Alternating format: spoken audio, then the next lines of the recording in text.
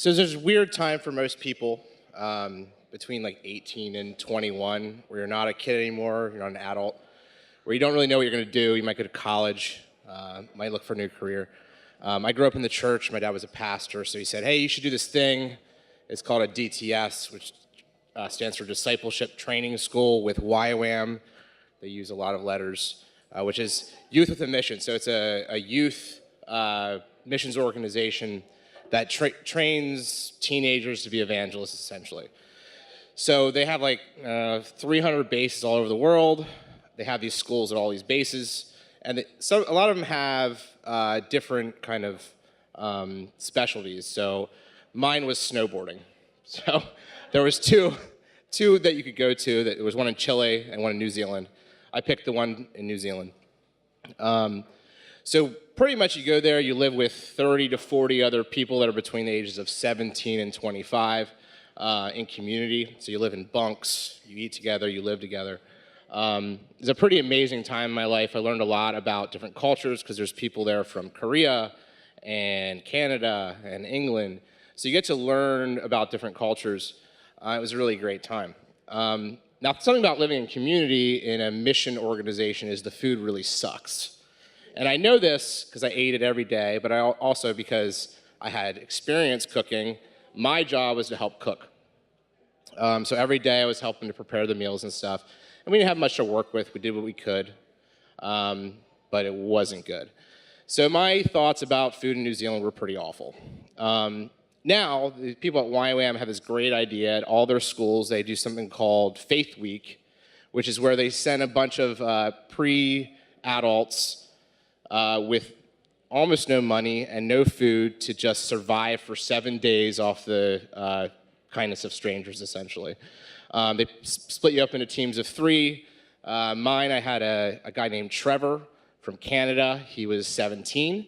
And Eleanor, who was also 17. That was from New Zealand. So we had the bright idea, this is our winter, so their summer, to go down the west coast of the South Island, which is a very big tourist area. There's glaciers and all kinds of cool stuff.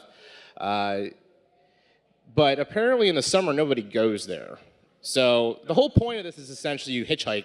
You have your rucksack. So day one, they send you out with a packed lunch. It was a peanut butter sandwich, just peanut butter, an orange, and a bottle of water, and $60 New Zealand, which then was like $30 US. So we got out on the road, started hitchhiking. We got a ride all the way to Hartford Bay, I think it's called, on the west coast. It was an amazing drive. There was waterfalls, and we went over this whole mountain. And they dropped us off there, and we decided we're going to go south, down through Queensland, and then back up the east coast. Well, first day, there's no cars. So we're just waiting and waiting and waiting. We ended up walking a couple miles. We slept on the side of the road. In all of our youthful wisdom, we ate our lunches in the first 15 minutes. So essentially, by the time we actually got a ride, we had not eaten in about 36 hours. The first people that picked us up was 2 guys, real rough looking, in a pickup truck. So we got in the back, we explained what we were doing. It's like, okay, we got a place for you to stay. So they took us back to this old church. It's dark at this point. We go inside, and there's this old iron stove that has a fire roaring in it. There's something cooking in this stove. I said, we have enough for you guys. We'll share it with you. They pull it out. It's this big cast iron roasting pan, and it's got this giant leg of lamb in it and all these root vegetables. I think it was just olive oil, salt, and pepper. I didn't ask because I was starving. And they cut us off some pieces. That was the first best thing I've ever had in my life, was after not eating for 2 days, this incredibly roasted piece of meat. So we got up the next morning, and these guys, apparently they're converting this old church into a hostel. They say, hey, we gave you dinner last night, so we're to stay. You need to stay and help us with some work today. But just half a day, it's fine. So they lead us kind of to this field next to them, and they literally made us remove rocks for 4 hours. But it was worth it.